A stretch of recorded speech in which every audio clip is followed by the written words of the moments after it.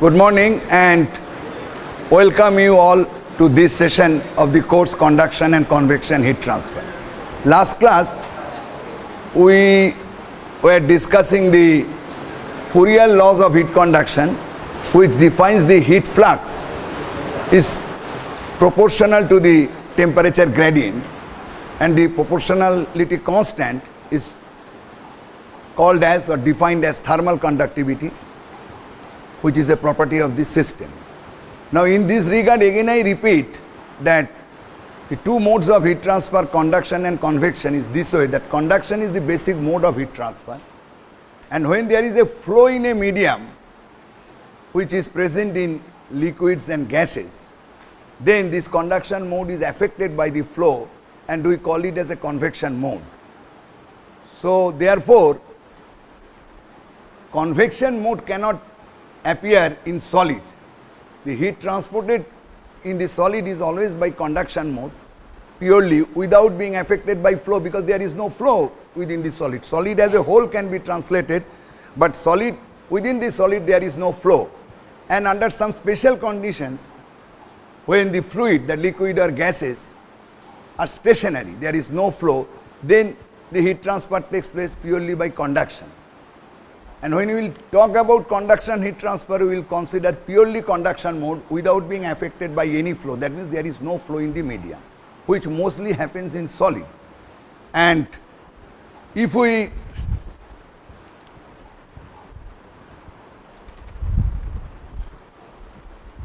now think that the heat conduction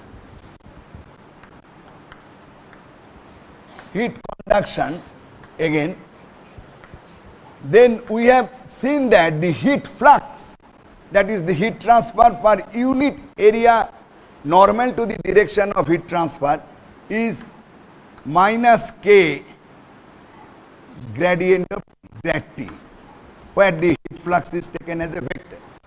Now therefore there has to be a temperature variations in the space coordinates. It is a continuous temperature variations for which we can define the gradients. That means in the medium the temperature has to be a function of space coordinates. If you consider a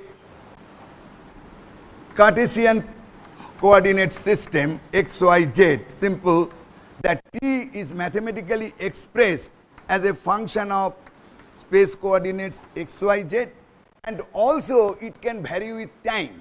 That means at any point the temperature can also vary with time. That means temperature is varying with the space coordinates, so there is a temperature distribution, and this distribution is also varying with time, that means a function of time. So in general one can express temperature in a medium of heat conduction or in any medium, but here now we are discussing the heat conduction. In a medium of heat conduction is a function of x, y, z space coordinate and time. Now in this regard we should think of two states, that one is steady state heat transfer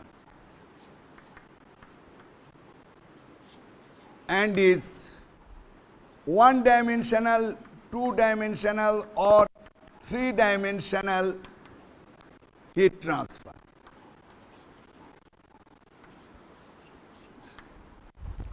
Now in steady state heat transfer, as you know, the word steady is associated with invariance with time. That means something which does not change with time.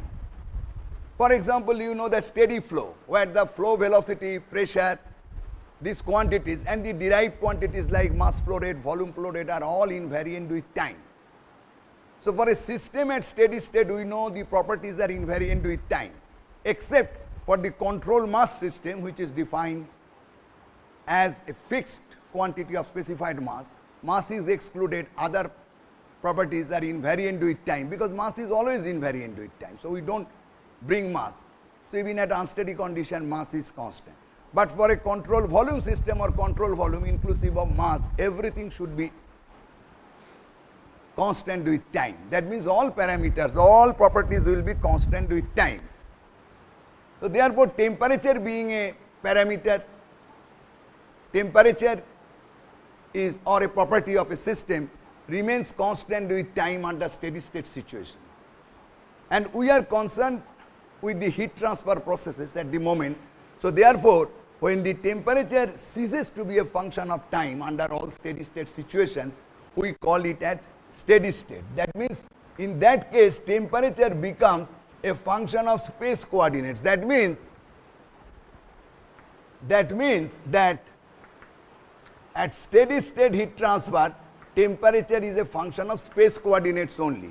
That means if we get a temperature distributions within a medium, that remains invariant with time. Now when temperature is a function of 3 space coordinates, the heat flux in all these space coordinates exists because of the respective temperature gradient, and this heat transfer situation is known as 3-dimensional. If this is not a function of time, then it is a steady state 3-dimensional heat transfer process. Similarly, if the temperature becomes a function of only 2 coordinate system, ceases to be a function of z, then it is a 2-dimensional, or any 2x, depending upon the way you define your coordinate axis. And if the temperature is a function of only 1 space coordinates, that means temperature varies only in one direction. So heat flux exists in that direction only. That is a 1-dimensional heat transfer. That means Qx only Qx exists. Only Qx exists. That is 1-dimensional steady state heat transfer. Heat transfer. So this is the mathematical definition of steady state heat transfer, 1-dimensional, 2-dimensional or 3-dimensional heat transfer. Let us concentrate on 1-dimensional steady state heat transfer, where temperature ceases to be function of time and it is a function of only 1 space coordinates along which there is a heat flux. So to realize this in practice, let us consider a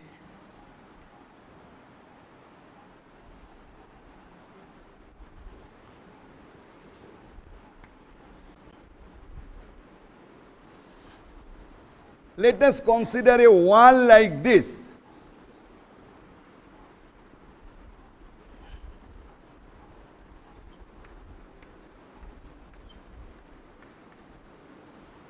Let us consider a wall like this, whose dimension in this direction, which we call length or width, is much small, L, compared to its dimension in this and this direction. That means if you consider this to be x, this direction to be y, and this to be z, that means its dimension in y direction, which you can call height, its dimension in z direction, which you can call as the breadth or whatever maybe, is much higher as compared to its width or length L. If you consider such a situation of a wall or a slab which has a constant cross-sectional area with respect to the axis x, that means the plane wall of this dimension, this is known as plane wall, plane wall. And if we consider a situation that the left hand surface is kept at a temperature T1 constant, the surface temperature is constant. That means at each and every point on this surface the temperature is T1, that means which is independent of y and z direction. And if this right hand surface is kept at a constant temperature T2, this we assume, this is the prescription of the problem. That means problem is specified like this, T2. And if T1 is greater than T2, by our basic definition of heat transfer, heat will flow in this direction from high temperature to low temperature. Now, this case, assumes a one-dimensional heat transfer. Why? Because temperature varies only in the x direction. It is by intuition the temperature at any point will be a function of x only, because in y and z they are constant. The boundaries are such, the boundary conditions have been made such that the problem is made one-dimensional because of the boundary condition and the geometry. The temperatures are constant, two faces, and moreover this dimension, the length or width, is much smaller compared to the dimensions in other direction. So by the definition of the problem, by its geometry and boundary conditions, it is one-dimensional. Now, how to conceive of a steady state? Now, by basic understanding of the steady state, all points the temperature has to be invariant with time. There may be a distribution, but invariant with time. So, to meet up that, we have to have two physical requirements. One is that definitely the boundary temperatures has to be invariant with time, which I have prescribed for this problem. And at the same time, there should not be any energy generation internally by this wall, by any action. By any action, there may be an internal reaction or anything else. At the same time, there should not be a heat absorption by any action within the wall. And wall should allow the heat to flow without interruptions. That means without adding anything to it or without taking anything from it, which means that the heat flows at any section will be constant. And as a whole, I can tell the amount of heat which is coming in to this wall from the left side is going out from the wall at the right side, the same heat. Now, if I take a section at x and let the cross-sectional area is Ax, then what is the heat flux? Qx is minus k dt dx. Now, t is a function of x. So, therefore, dt dx can be either a function of x or constant. It can never be a function of y or z, which means that Qx is not a function of y or z, provided k is independent of the directions. Well, then we can tell that heat flux is constant at all points on this area, so that I can write Qx is equal to minus k Ax dt dx. And if this is constant at all planes because of the requirement of the steady state, then one can write that this is equal to constant. This is equal to constant. That means simply k Ax dt dx is constant, and that is the requirement of a steady state one-dimensional heat conduction.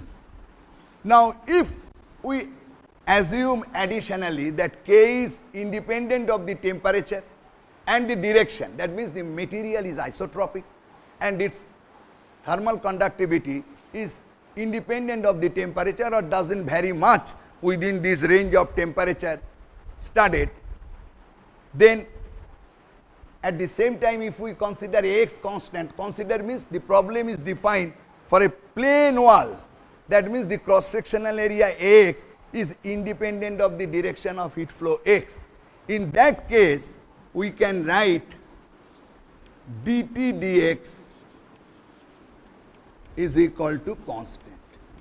That means we get a linear temperature profile from T1 to T2 within the slab. So, therefore, a steady state heat transfer with constant thermal conductivity, with constant cross-sectional area which happens in a plane wall, the temperature gradient is constant. That means the temperature is a linear function. This you can also do it in this fashion in a little elaborate way. I think that will help you afterwards in the deduction. That you can do in this way, in a separate diagram I am showing you, that if you take a small elemental volume or small element within the wall which is kept here as T1 and it is temperature T2, and at x, at a distance x, I take a small element of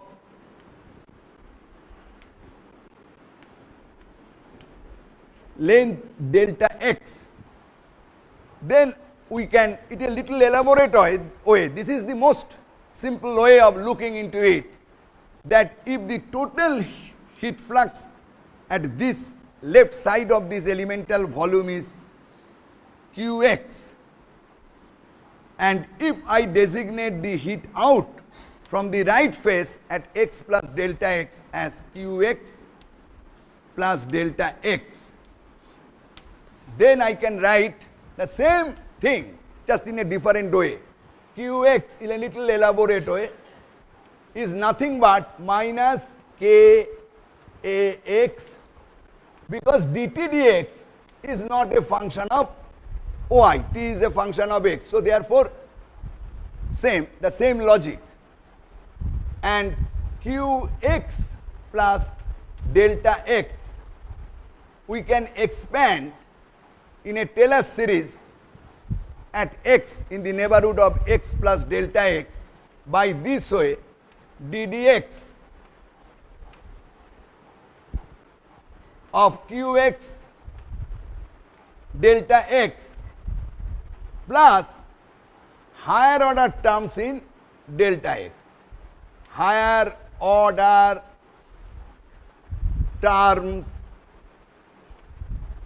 in delta x.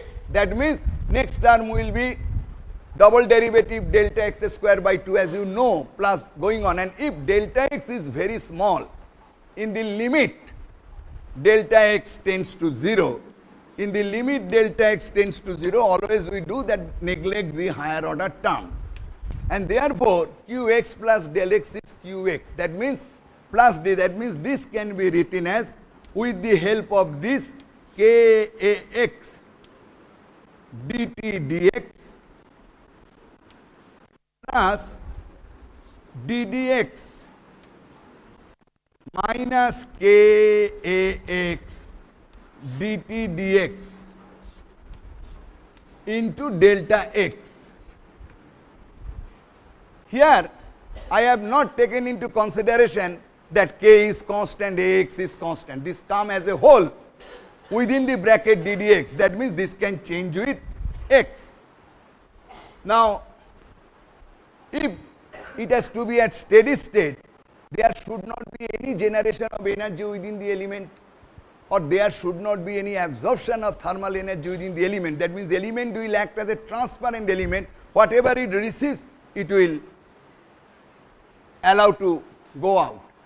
That means a steady state control volume.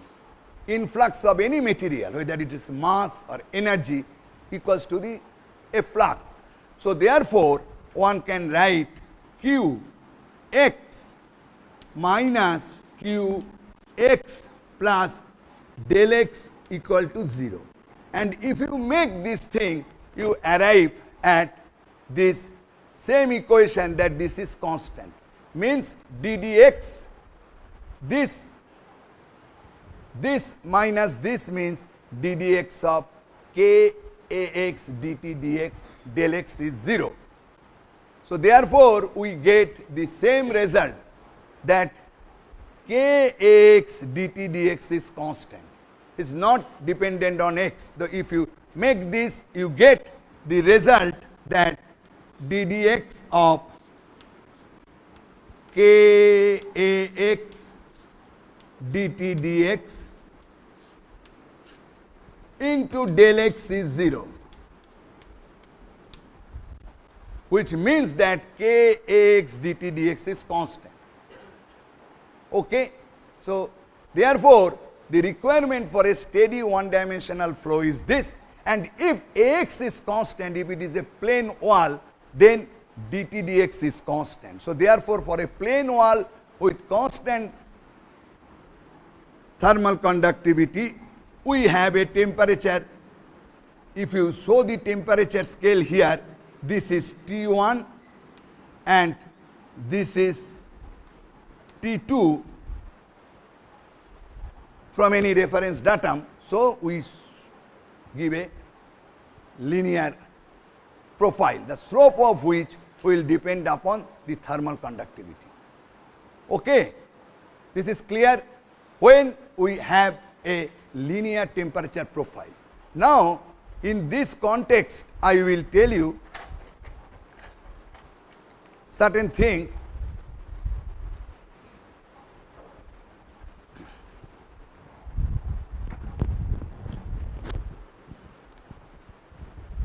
Okay, let me rub the board and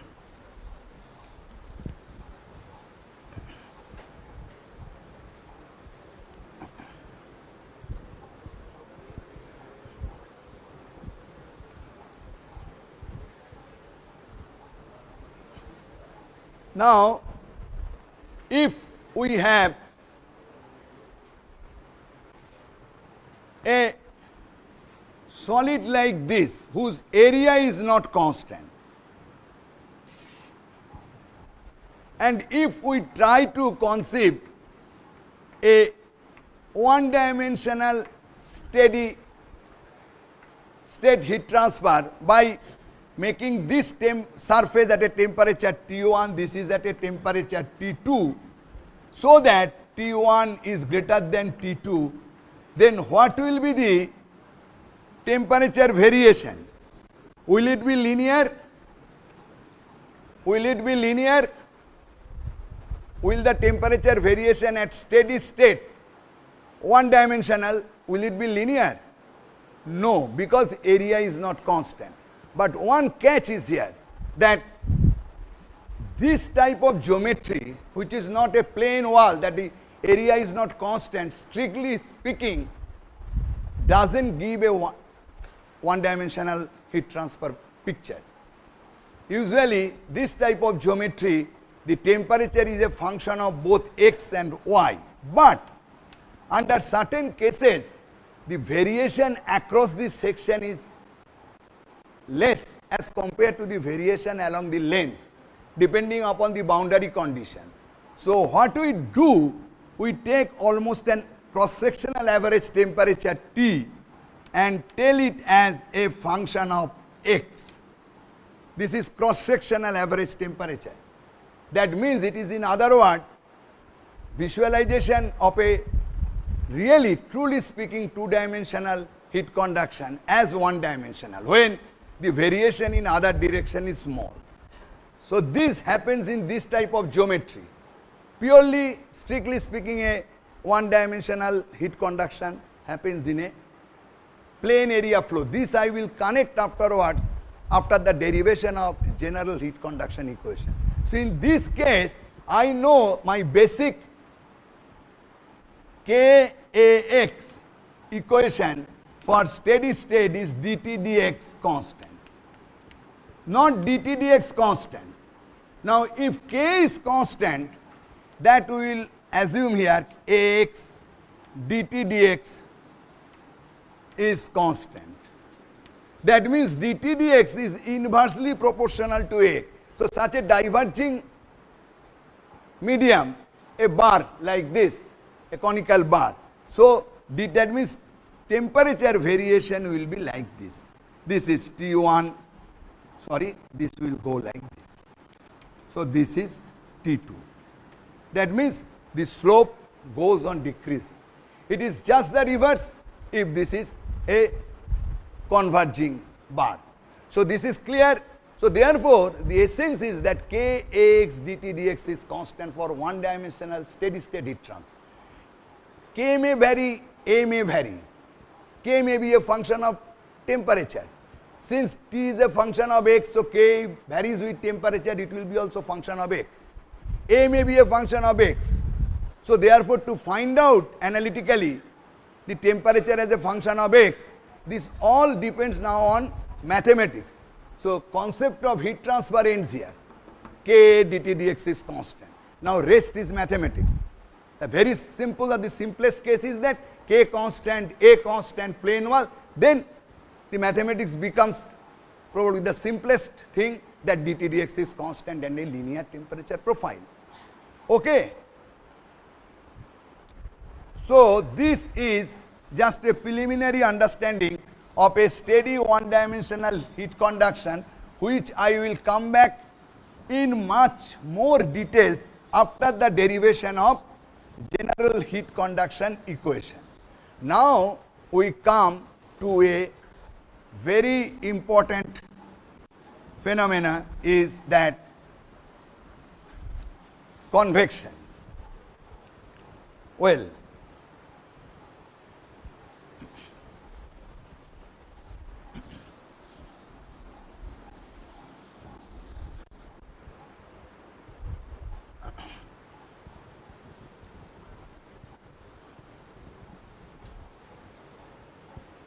you have to wait. This thing has to be rubbed off so that now we come to convection. Convection.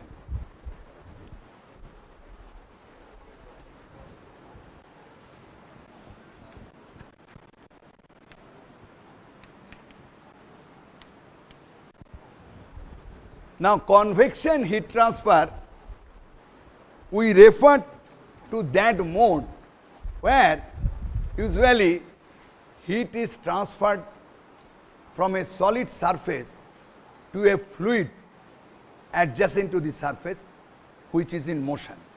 Heat may go from the solid surface to the fluid, heat may come from the fluid to the solid surface. Fluid may be liquid or gases. So direction of heat flow will depend upon the temperature difference.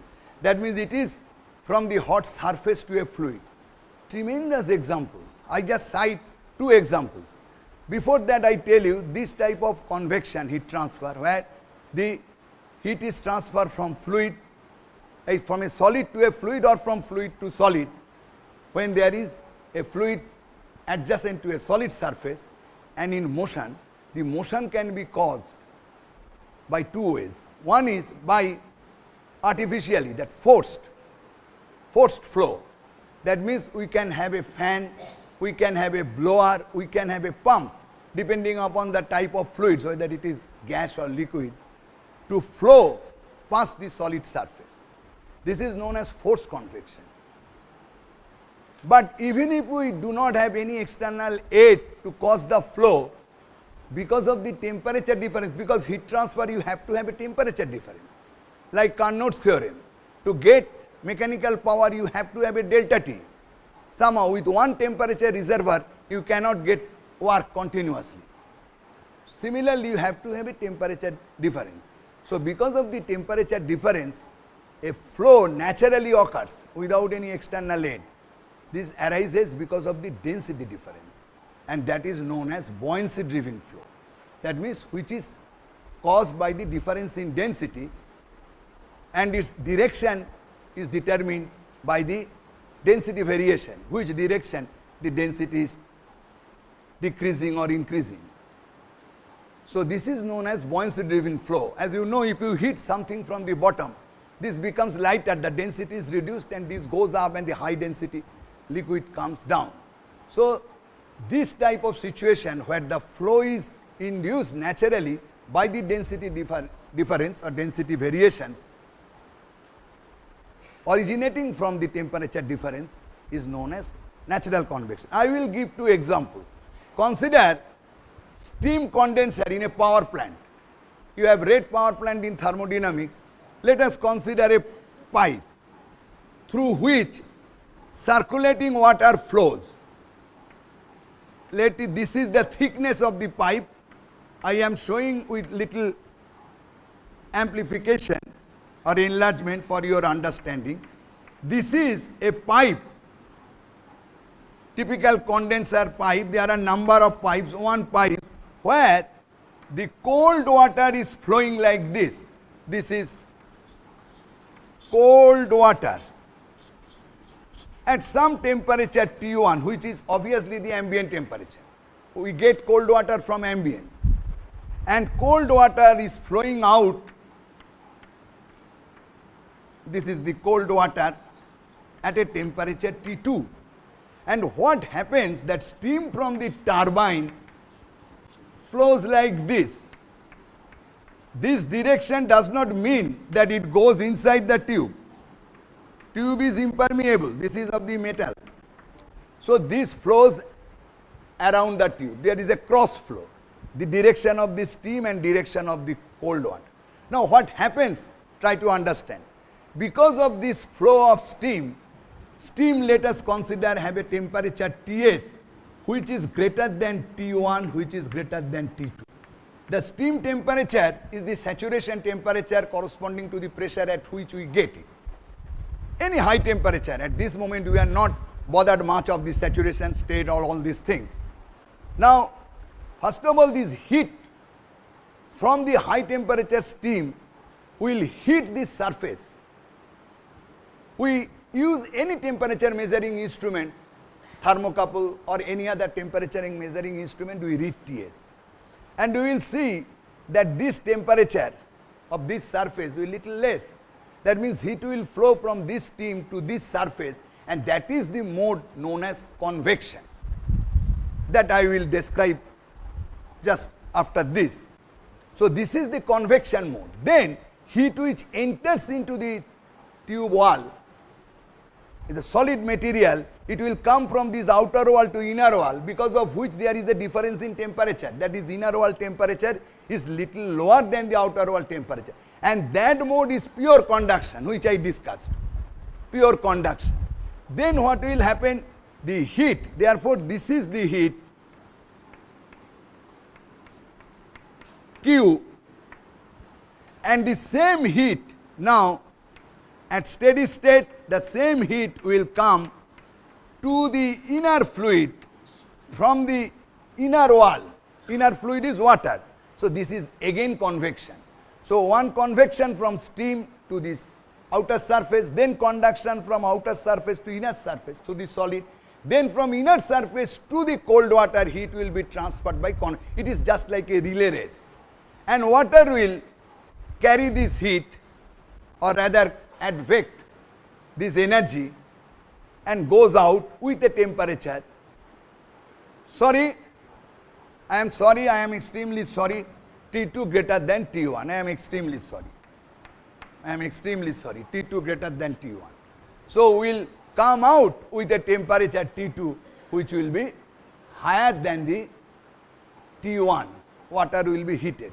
And that is an example of forced convection. Here we are causing a forced flow of the water, and here also steam is flowing under a pressure difference. Because of this flow, this is a forced convection heat transfer. Now, another example I tell you, that let us consider the wall of a furnace, a vertical furnace for example, the wall. Now what happened? There is hot gas. Usually outside cold ambience. This is temperature of the ambient is air, and this is hot gas Tg. The furnace wall loses its heat to the ambience. It is hot, but it is cooled naturally. Sometimes the situation is such, depending upon the situation, we don't require to flow air past it. This is a furnace wall. This may be a circuit board of an electronic circuit, So what happens here also, the convection heat transfer takes place from the gas to the inner wall, and the same heat is going by convection from the outer wall to the cold ambience. And here a flow is induced like this, a flow is induced like this past the surface. A flow is induced like this. So, to show the flow, I draw with a different color. A flow is induced, I do it by the different color. This flow is induced like this. The white one is this color is the flow. A flow is induced like this because of the density difference. How? You see, since this is hot compared to this, at any point here, the pressure represents, if you consider the pressure at any high altitude is the same at these 2 points, the same elevation. So, pressure here represents a pressure over that atmospheric pressure by a height of the column whose density is at high temperature, density is low. And if you consider somewhere here in the free stream a pressure that I will explain afterwards in more detail, because this is a cold air column. So, at this point the pressure is relatively high because the density is high. So, this allows the air to flow like this. This is known as chimney effect, that if you have a chimney, if you increase the height chimney, you get a lower pressure at the base because of reduction in density due to high temperature as compared to the outer ambience. So, therefore, the flow is induced from the outer ambience like that. Whereas, in this case it is be in the other direction, because here the pressure at this point near the wall is higher than that at the free stream. So, this way a density difference due to the temperature difference causes a buoyancy driven flow, and it is known as natural convection. So, therefore, convection is a heat transfer mode where heat is being transferred from a solid surface to a fluid or from a fluid to a solid surface, when the fluid being adjacent to the solid surface is in motion, either due to forced flow imposed on it or naturally because of the buoyancy driven flow due to the density difference. Now, with this preliminary thing in mind, I just like to tell you the convection heat transfer. Let us quantification of that. Let us consider this practical example by a simulation like this. Let us consider a flat plate or a flat surface. Let us consider a flat surface. These are examples, a little simpler version for our basic understanding. Kept at a constant temperature Tw. Okay, let us consider air, cold air flows over the plate, and this flow is made to happen by a fan or blower, and the temperature of the cold air is Ta, or rather T infinity. This nomenclature I will give. The implication of it will be understood afterwards. Cold air is flowing through the hot plate. This means that Tw is greater than Ta. Then what will happen? Heat will flow in this direction. Let us consider this as X and this direction as Y. So, we can tell that heat is flowing in this direction. At any point, we define this as a heat flux Qy. Heat is flowing in this direction. Now, you see one thing, that by our common experience, we know that if we increase the velocity, this is moving with a velocity, uniform velocity u infinity, which is coming out of the fan. Let us consider uniform velocity u infinity. Now, if we increase the flow rate that means increase this U infinity velocity coming out from the fan, the plate is cooled at a faster rate. That means rate of heat transfer increases when you increase the flow rate. This is our common experience. Similar, that means the heat flux, if you define heat flux at any point Qx, so Qx increases when U infinity or the flow rate increases. So that means the rate of heat transfer from the plate to the fluid is being influenced by the flow of fluid. Similar is the case that when we have a vertical plate that I have told earlier at some temperature Tw, where Tw is greater than Ta, the heat is transferred by convection in this direction. Here it is Qx if we write the heat flux. Okay. Now the flow situation is like that. This is a free convection case, this is a forced convection. Now in both the cases, this heat flux taking place from the surface, we have to know the mechanism.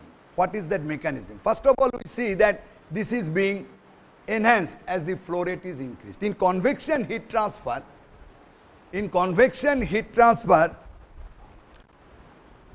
the heat flux is defined, or heat flux is determined by an equation Qx in both the cases is equal to H into, in this case, Tw minus T infinity, where H is known as convection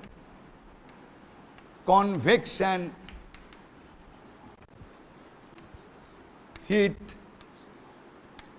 transfer coefficient. Whether it is forced convection, this forced convection heat transfer coefficient, it is free convection heat transfer coefficient. So Qx at any point is defined as heat transfer coefficient Hx at that local point Hx, all are point functions. Tw is the temperature at that point. In case of a constant temperature, it will be constant, and T infinity is the free stream temperature, which is unaffected by the plate. This equation defines the heat transfer coefficient, the way the Fourier heat conduction defined the thermal conductivity. So this way the heat transfer coefficient is defined, but to the working group who do not bother much with the concept, they can find out the heat flux from this equation provided they have the information on Hx.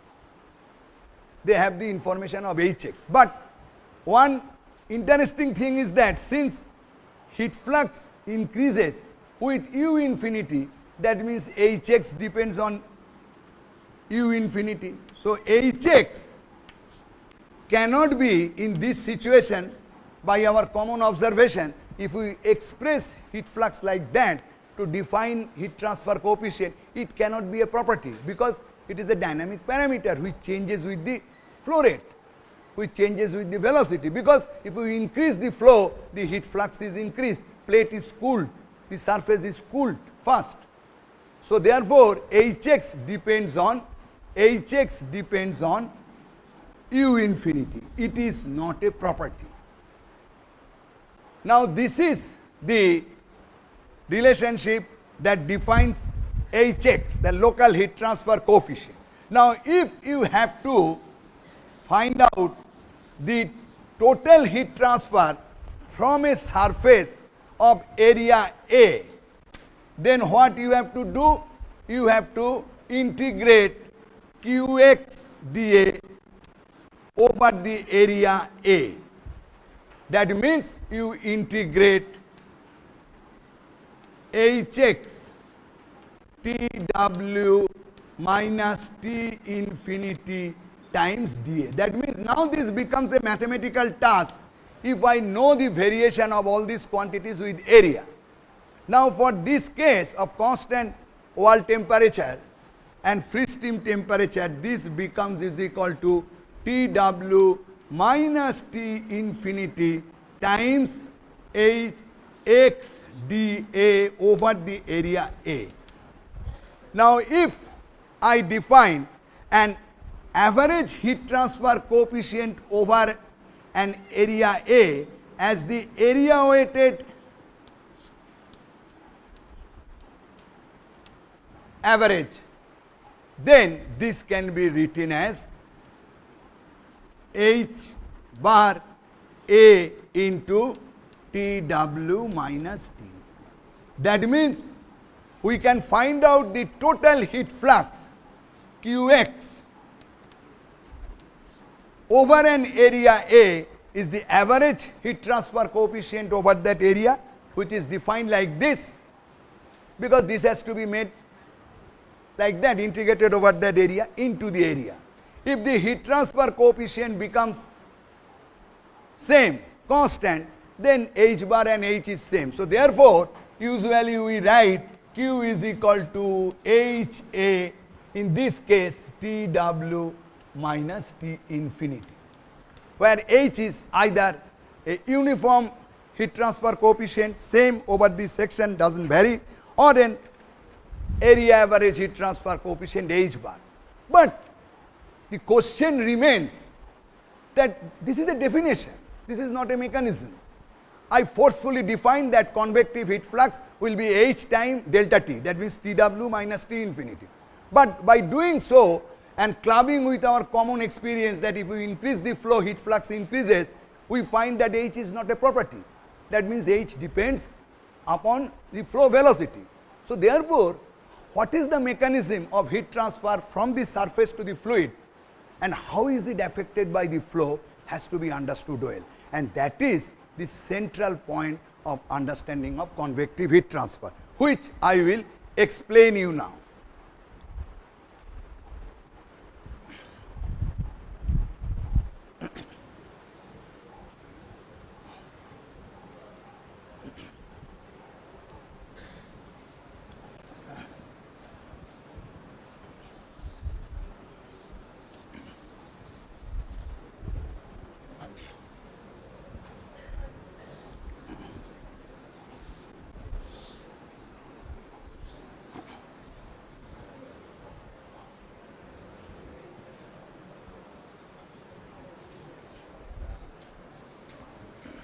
Now, which I will explain you. Now, let us consider the plate.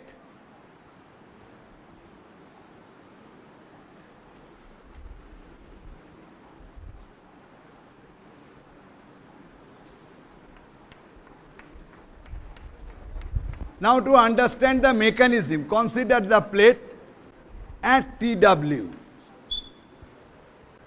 and let us assume that fluid is flowing or approaching to the plate, leading edge of the plate with a velocity of u infinity. This is a recapitulation of your basic fluid mechanics concept, which you have already read, u infinity, and with a uniform temperature of Ta. With a uniform temperature of Ta. Now you know when this situation happens from your fluid mechanics, you know a hydrodynamic boundary layer develops,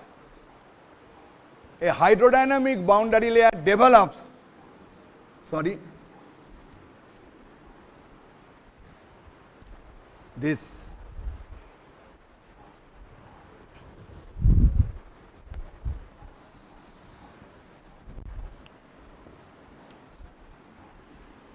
hydrodynamic boundary layer developed, which is a function of x. What is this hydrodynamic boundary layer? That means at any section x, at any section x, if you see the velocity profile, it will look like this.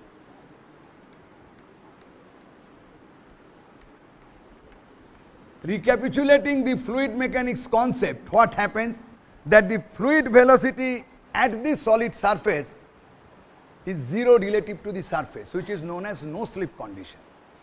In the domain of continuum, the fluid particle cannot slip over a surface because of strong molecular adhesion. Under very special cases, even in the domain of continuum, an effective slip appears at the surface. These are very rare cases in a very, very small channel whose dimensions in the order of micrometer or nanometer. But usually in all engineering applications except those cases, and in the domain of continuum, as you know, that fluid particle cannot slip over the surface, known as no slip condition, because of the adhesion between the fluid and the solid, 0. Momentum becomes 0. Then because of this momentum transport and the momentum retention, relative affair between these two, which is manifested through the kinematic viscosity, the fluid flow is adjusted in a way that the velocity starting from 0, no slip condition because the plate is at 0, reaches the full free stream velocity after certain distance. Though it never reaches the full free stream velocity, it reaches asymptotically, but usually we assume that after some distance, where 99.5% is assumed, which we take as full U infinity as the delta, the boundary layer thickness, and within which the velocity variation takes place. And this thickness of this boundary layer depend upon the flow velocity and the liquid property. And you know, as a whole, it depends upon the Reynolds number of flow. Similar is the case for the temperature, because this is higher than TA, TW is higher than TA. So therefore, a thermal boundary layer also will be developed in this way. And let us consider, I am sorry,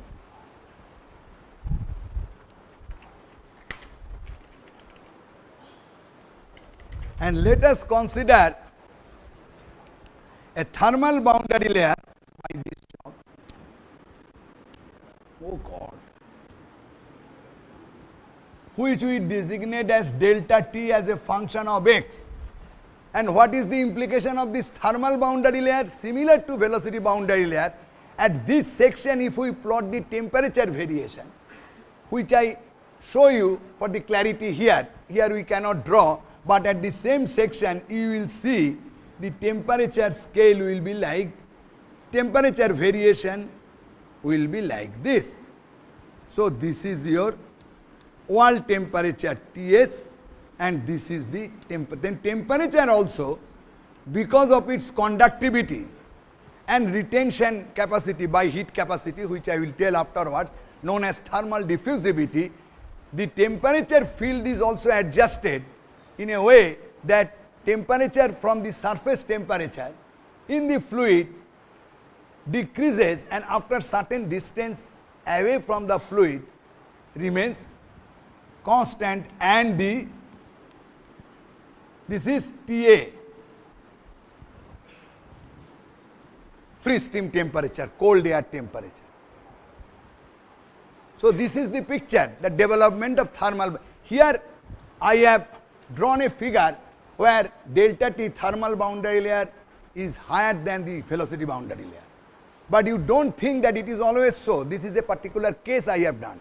The thermal boundary layer may be smaller than the velocity boundary layer, may be higher than that. Both the options are there. For gases like air, the thermal boundary layer is always higher than the hydrodynamic boundary layer. So this picture is for air, for example, air. So now the important thing is that at the surface there is no velocity. So therefore, the heat which is going from the surface, at the surface from solid to the surface, if you consider a layer at the surface, a nanometer layer for example, which is almost at rest, this heat Qy can be written as Qy is equal to minus K del T del Y at the wall. That means Y is equal to 0. That means there is no other mode, pure conduction, which is not affected by the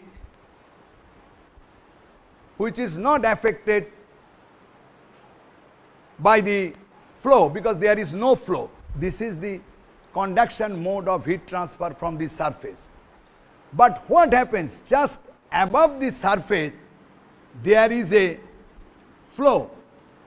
Now this flow convects the thermal energy, advects the thermal energy, takes the thermal energy away. Because of what?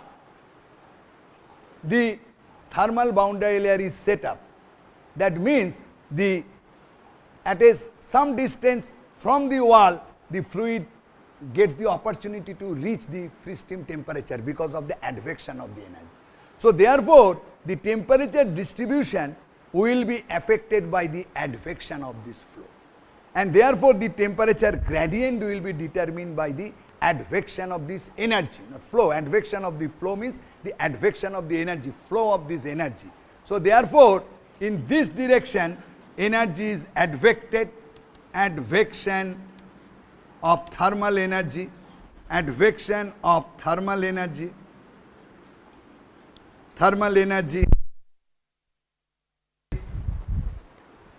advection. Convection is a phenomena which is guided by both conduction and advection. I will do it in more detail afterwards in the introductory class of convection, conduction and advection. Now when the flow is increased, what happened? As you know from fluid mechanics concept, the boundary layer will be reduced, and moreover free stream velocity will be increased, which will make the velocity gradient at the wall more, for which the shear stress increases. Similar is the case when the flow velocity is increased, this delta T will be reduced. That means this value of delta T, here the value of delta T is the distance from here to here. This is the delta T. This value is delta T. This is being reduced. When this is reduced, mathematically you see the temperature gradient, that del T del Y at the wall is increased. You understand? Because the thermal boundary layer is reduced. That means the fluid attains the cold temperature, free stream temperature, at a very close distance from the plate, but the plate temperature remains same. That means the temperature curve is more steep.